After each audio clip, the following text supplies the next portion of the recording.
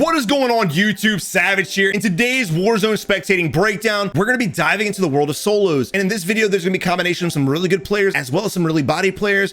And we're going to be talking about how these bots are able to actually outplay these decent players. So many times I see good players throw games just based off of not playing the circle. Again, you can have great gunplay, you can have great movement, shit, you can even have aimbot, but if you don't play the circle properly, you will fall a lot of the time. But if you do enjoy this video, make sure you leave a like on it. The goal for today's video is going to be 1,000 likes. Also, subscribe to the channel today. And without any further ado, let's go ahead and dive into the gameplay.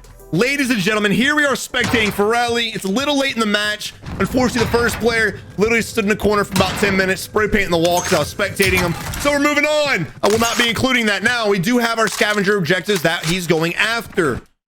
Talking about scavengers, look at the placement of these scavengers, right?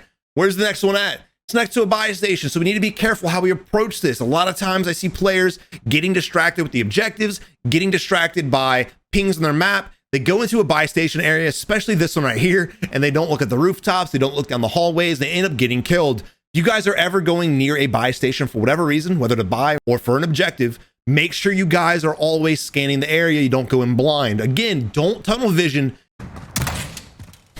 All right, we do have an ATV coming up on our north hand side as well. He may come here also again because of the buy station. It's already, yep, oh my God. I was about to say, I saw the open door, so I knew it had been looted. But the kill is confirmed, and we're trying our best to pick up these weapons. Let's go ahead and move on out. Remember, there's a bag sitting right there. We got a body, we got satchels, we got ammo, we got money.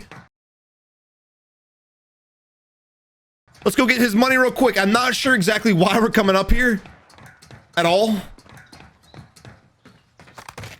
Again, I want to check his loot. Maybe his body doesn't have money. I'm gonna be honest, I didn't see right off the rip whether he had cash or not, but at least want to go over there to check it. And this is exactly what players fall into. This is why, again, we do these videos. It seems like a lot of people just, again, haven't grasped the concept of a battle royale. They leave themselves in this position.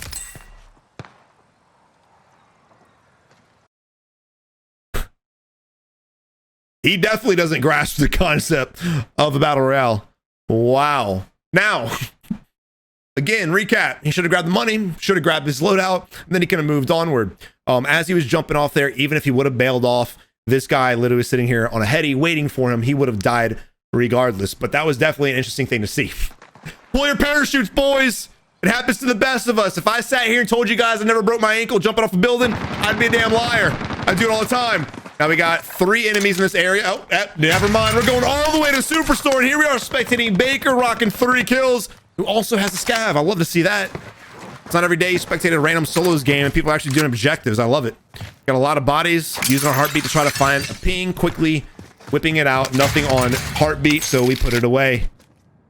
Again, guys, try not to sit there with heartbeat sensors out the entire time, because if an enemy does run the corner, you're going to get shit on because you have to go through the animation of putting it away, whipping out your gun again, and starting to fight.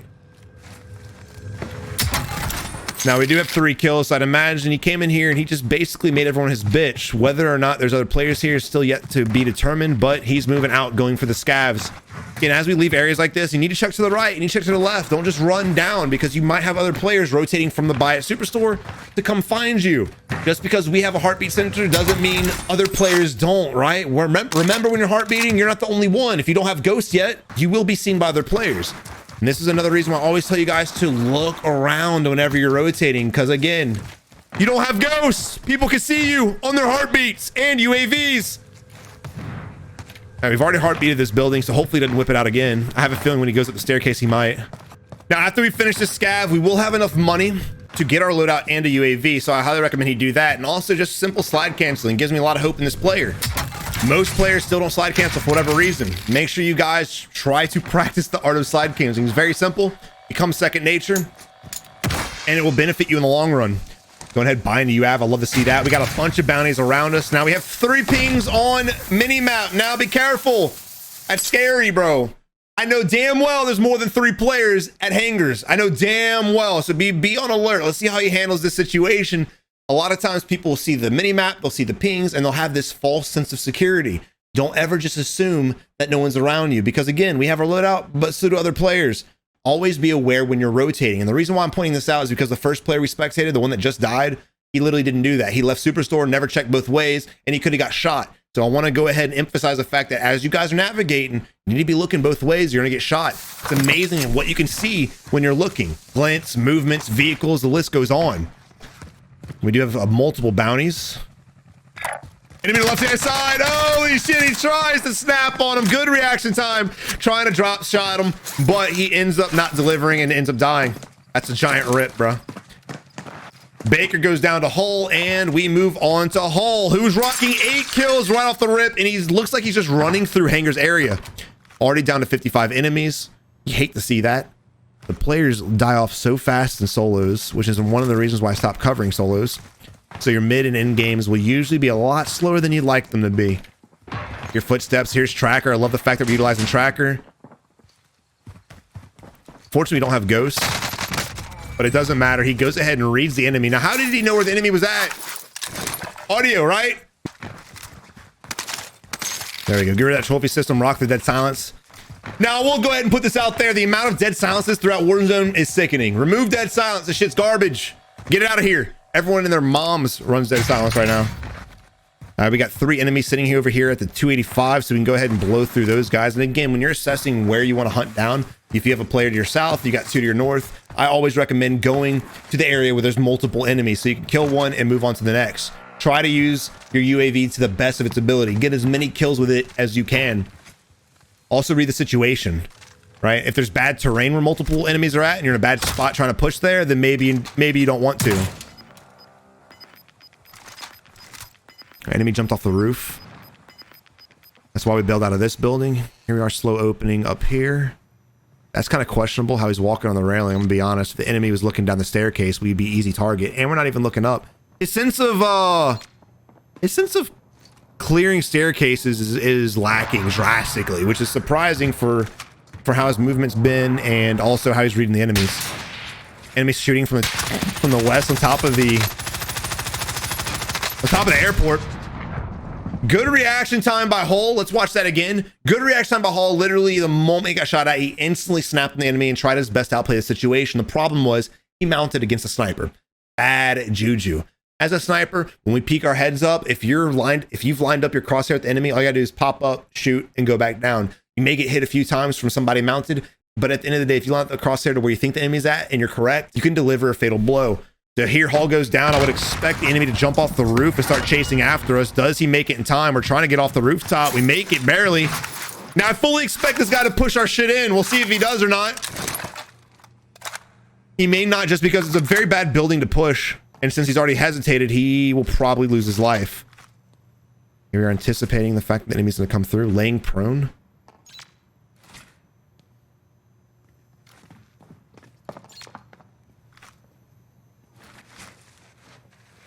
It sounds like he's next to us. His footsteps didn't sound like he was on top of the roof. You didn't hear the sound of the 10. It sounded like he was actually on our level. So we're still sitting here, heart beating, waiting for the enemy to jump down to us. And this is basically a stalemate right now. So you got to decide, do you want to challenge the enemy and possibly risk dying, or do you want to change your position and come up behind the enemy? We're going to go ahead and try to contest the enemy. And basically what's happened is the enemy's down there by the staircase doing exactly what we were just doing, right? Great minds think alike. Or maybe not. Or maybe not. Okay, I'm gonna be honest. I have no freaking idea what the hell's happening. Holy shit. Bailing out of that fight real fast. Hopefully the enemy will go in pursuit of us. We're trying to anticipate it and read it. We are hurt right now, so the enemy has stickies. We will get destroyed. The enemy goes up the bottom door to the right-hand side and going up the other rooftop. So I'm anticipating right now the enemy's gonna be coming up the opposite inside. So is Hull, and here we are trying to run across. We need to be careful though. We're sitting here trying to engage in another fight. I don't like this. There may be an enemy next to us still. We're assuming that the enemy fucked off, but we really don't know. We're only a level 2 threat right now, so whoever our bounty is not that close, and I would imagine that it's not this guy right here. I think he's in this window to the right-hand side. There's his tracker steps. Yep. Volting in, trying to get behind the enemy. We barely survive. Literally barrel stuffing each other in the face. Very close. Now, I'm not really sure what Song was doing. It seemed like Song had the right idea, but every time he started to go with the right play, he froze up and he ended up changing his mind. Again, guys, the moment he had us cracked on the rooftop, he instantly should have jumped off and come towards us. Also, if he wouldn't have wasted his 2 nades while we were still alive, he could have probably executed us with those as he pushed closer. Bad plays by Song definitely costed him his life, and here we are still spectating Hull, rocking 10 kills with 30 left. Great shots, great utilization of jumping, and still able to beam the enemy. I love the crosshair placement on this guy. As he's mid-jump, his aim doesn't defer one single time. Wow.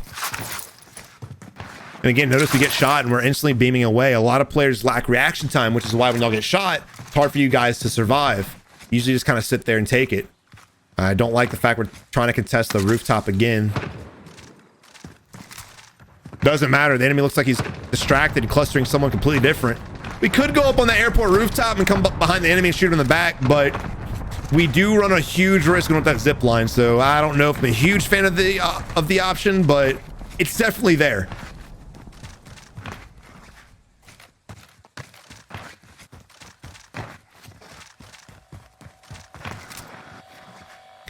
Buying another UAV and holding on to precision strike.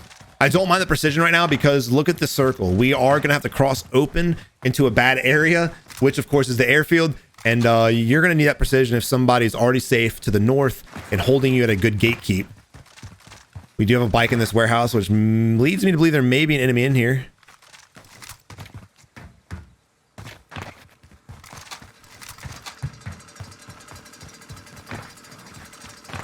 Seems to be clear so far, and we're just going to go ahead and thug it out and try to make our way to the buggy. Now, I like the fact we didn't take the bike. The bike is almost a guaranteed death. Very easy to get shot off. Very easy to wreck. Not a huge fan of it at all. It drives like shit. Here we are getting shot from ATC. Of course, there's always going to be some pussies camping in ATC thinking that they're good when in reality they're not.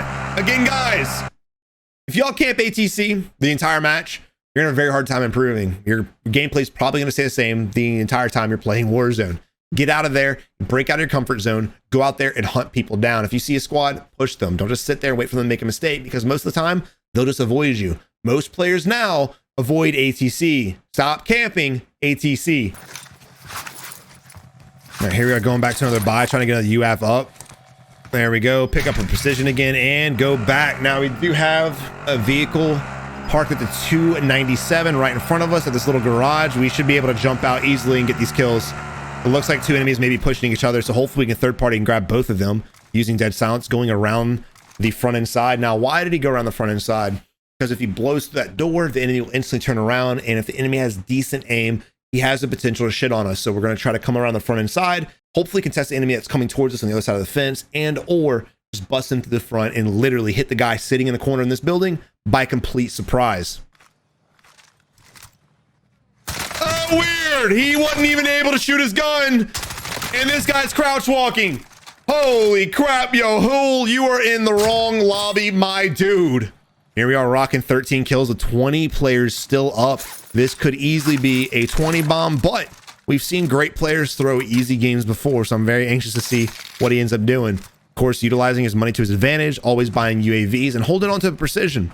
Again, I personally am not a fan of precisions going for kills, but if you're in a bad spot and this circle dictates that there's a huge chance you'll be in a bad spot, that thing could literally save your life. Going back to the buy station. I don't know about this one. I'm gonna be honest. We run a huge risk of getting clapped out here. Not a huge fan of this at all, but it may work out. Oh my God, my anxiety. Popping UAV and moving on. Now, I would have gone to a different buy station, to be honest. The reason why he went back there, I understand. The reason why he went back there is because he knew it was somewhat safe. If we go to another buy station, you run the risk of enemies camping in rooftops or in windows watching that buy station. So I get it. It makes sense, right? Just for me, I probably wouldn't have gone back myself. But again, that's the beauty behind BRs. There's multiple strategies that we can utilize. Let me know in the comment section below which one you would do. Would you go back to that buy station and run the risk of the ATC sniping in the face while you're laying prone? Or would you go to a buy station, say at the complex in front of us, and run the risk of someone sniping us in the face who's camping in a building watching the buy station? All right, moving out. We got a guy sitting here in yellow building. Of course, we can't really tell what floor because we're at a lower elevation. Now we can tell. Oh, never. He's moved to this little shit shack. Now, if you look at the footsteps, it's kind of hard to tell on the fly, but You can tell based on the footsteps that the enemy's over here, not to mention the UAV as well. Yeah, the UAV also tells you what corner he's in. So he's probably going to be peeking the window. That's what I'd be looking at. Also, we pulled up on a vehicle, we made a lot of noise. And again, there's probably players in these buildings behind us, especially that big ass pink one behind us that's 3 stories tall. So you gotta be very careful how long we hold this angle for.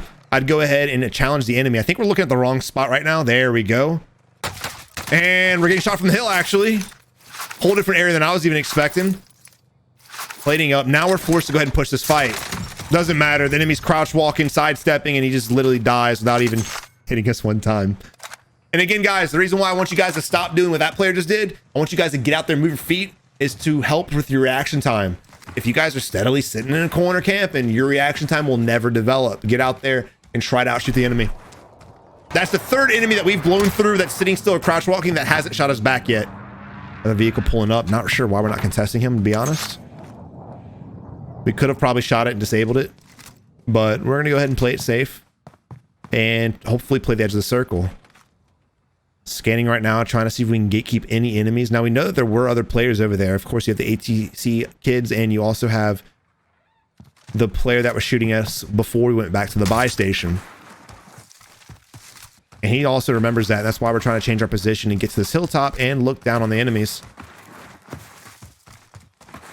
Now again, big ass circle, not a lot of players. There's gonna be a lot of downtime when it comes to this timing in the game. A lot of downtime. Again, notice how he scans real quick and then he moves on out. He didn't just sit there on the edge of the of their hill and look around for 5 minutes waiting for someone to shoot him in the face. You got to keep your body moving. Always rotate, always change your position. That way, if an enemy does spot you and you don't know it, if he loses sight of you, he may never find you again. If you're sitting perfectly still, the enemy has the option to rotate, find you again, and shit down your throat. All right, there's 2 enemies right there on the southwest side. They have to come to us, so we're going to go ahead and post up in a gatekeeping position. This enemy right here probably won't stand a chance unless we allow him to make it to that building, which he actually might.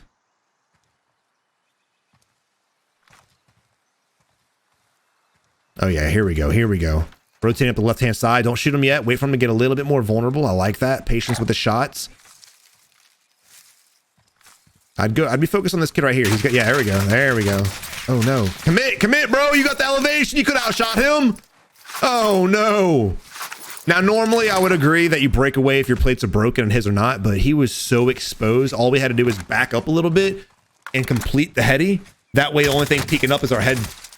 Now the enemy has dove in back to some good cover where he has a heady. That enemy in the position he was just at glinting at us, he was not safe. He has to move. There he is on the right-hand side of the shed. There. Oh. Bro, that's not a field of view issue. That's just you not paying attention. Look at this. We saw the enemy on the right-hand side of the shed. We knew he was there, and he did not because he was too worried about whatever else it was. This is a common mistake that we see. Players super tunnel visioned on one thing, whether it's the mini map, whether it's their plates, whether it's ammo, whatever the case is. Sit back, relax your eyes, and allow your peripherals to work for you. We saw the movement the second time also, him literally running to the side right next to where he was scoped in at. But again, let's rewind. He's staring at his scope and not what's around it, and that's why he has no idea where the enemy's at. As good of a shot as he is, and as good as he is at reading plays, his observation is somewhat lacking, and it could cost him the game. Still focus on that shed when we all know exactly where he's at. And also, we do have another enemy on orange ping. All right, there's one enemy right there, finally jumping away like it's Fortnite, trying to rotate. He's in a bad spot regardless. He's in a spot where he's probably going to end up dying.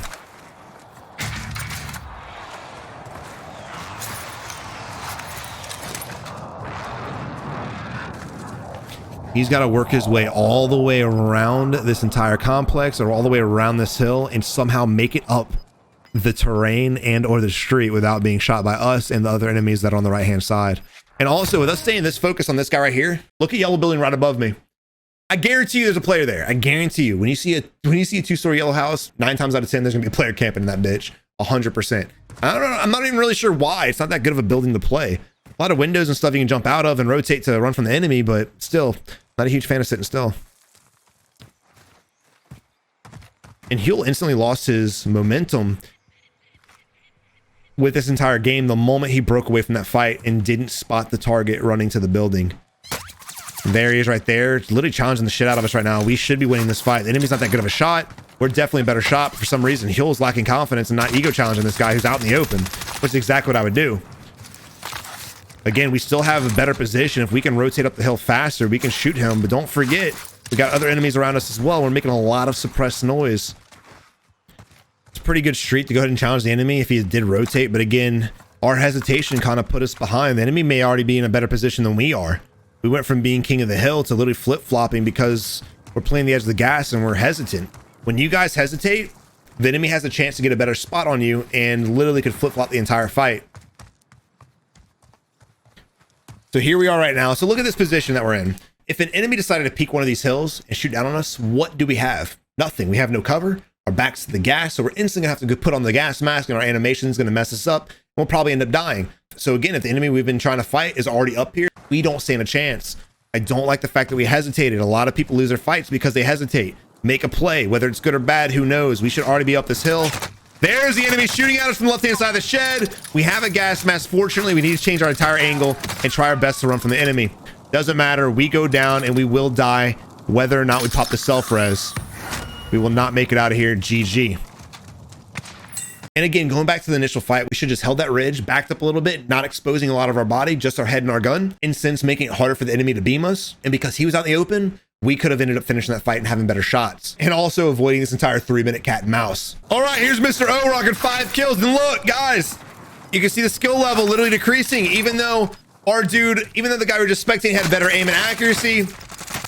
Mr. O had the better play, and he ended up winning the fight. Now, we do have another enemy on our left-hand side shooting us from where that yellow house is. Absolutely weird. And we need to go ahead and get better spot. I don't like where we're at right now. We're at the low ground. We don't have much cover. And if the enemy decides he wants to come contest us, he can do so relatively easy. I'm not against him going back in the zone to get plates. We do risk getting shot by the enemy, though. Again, not having good cover and concealment. But again, not against it at all. I actually liked it. We had no plates. You're better off with plates than without. Risk it for the biscuit. Decision's up to you. There he is jumping out the window of the yellow building. Again, going back to common knowledge. Guys, yellow buildings means campers. It is what it is. We need to rotate out of here and pick another fight. I would not try to challenge that enemy right now. He's got the better position on us. Granted, he does have to rotate towards us, so we could post up and get in a gatekeeping position if that's what we choose to do. But I just go ahead and bail away and kill him later on. It's a hard fight to challenge. We have 7 enemies left. We know there's 2 enemies to our left. One that jumped out the yellow building. And of course, as I was explaining that, we had suppressed shots going off from the northwest hand side as well.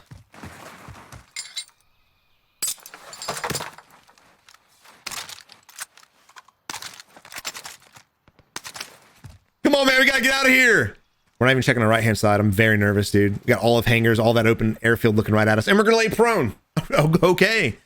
Now he's laying prone. I'm sitting here hating, but he's trying to gatekeep. Look at the circle. Look at the zone. This is actually a really good play. We're going to sit here and try to hold the enemy. I say it's a really good play. There is a huge problem with this, however. Again, our entire right-hand side is completely exposed to the enemies. This is very dangerous. It's a huge risk, but the reward could be great. Again, balance that risk versus reward based on how you play. The enemy could wrap around the fence to the left-hand side. He could go for a very wide flank, and we might not be able to gatekeep him at all. We hear gunshots going on at the 3:30, so that could be the enemy rotating us. Not sure why we're leaving coverage, why we're leaving the zone to go over here. I get he wants to kill, and it may work out for his favor, but again, I'm more worried about who's to my right-hand side than I am about these 2 guys fighting in gas right now. It may work out. Not a fan of it, though. I'm gonna be honest. I don't care what the situation is. It's a bad play. We left some good position to go for this 1 kill.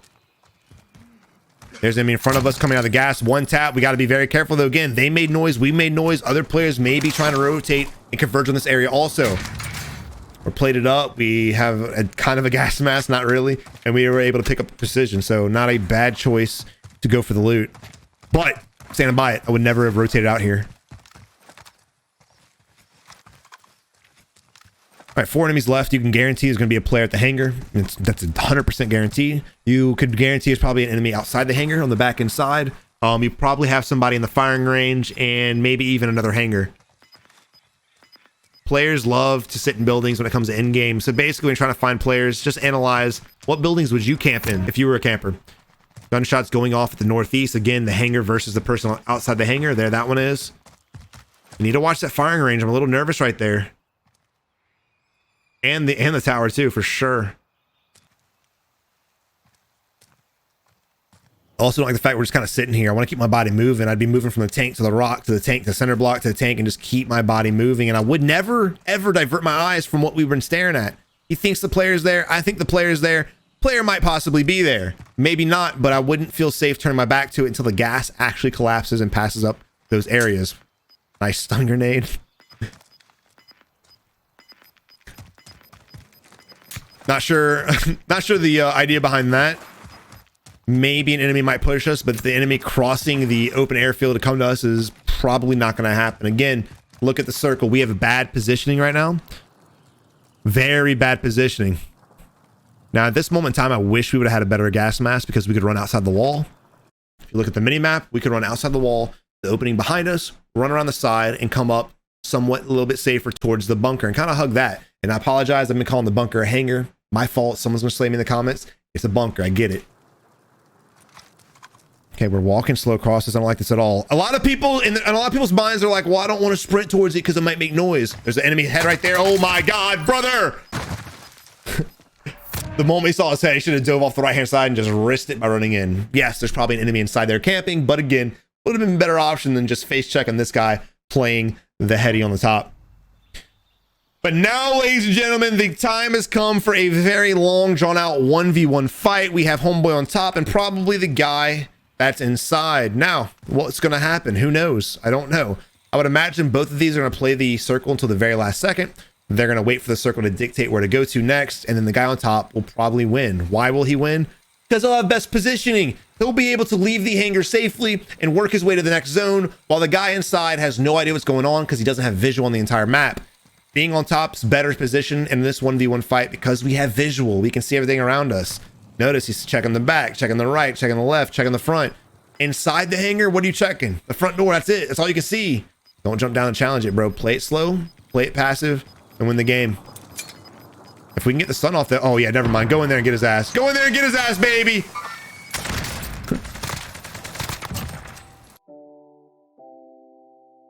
Let's rewind real quick. All right, looking at this fight here. If you were in the hangar, where would you think the enemy would be? Let's look at the gas. Definitely not in the hangar. So why the hell wasn't the enemy looking up? But Savage, how is he supposed to know the enemy's on top of us? Because the guy we're spectating, Boone, just killed someone, which means he made noise, which means any player camping inside of here should have known there's an enemy above him. So he should have been the entire time looking up, kind of scanning a little bit, looking back up, kind of peeking the outside, looking back up. He should never have just been in this corner with his body completely vulnerable to us. That was crazy. Also, crouch walking. Stop it. Why do y'all do that? I'll do that just to piss me off, huh? Shit has no purpose in Warzone. Don't do it, bruh. And I know what you're gonna say, but I want to keep my footsteps quiet. Trust me, I would rather enemies hear me than enemies shoot me when I'm moving really slow, right? Who cares, bro? Let them hear you. But regardless, Boone wins the game. GG. And again, going back to the guy we were spectating who had 14 kills. He had a really good shot. He was able to read fights really well, but when it came to gatekeeping enemies, he kind of dropped the ball. And why was that? Because of his observation. He literally allowed an enemy to make it into a better position than him, which in turn was the reason why he lost the game. I really believe if he could have won that fight, he might have ended up winning the game and outplaying all the enemies we spectated from that point on. But guys, if you enjoyed the video, leave a like on it, subscribe to the channel today. And again, the goal for today's video, 1,000 likes. Let's get it, boys. But until next time, you have a good one and good luck in Warzone.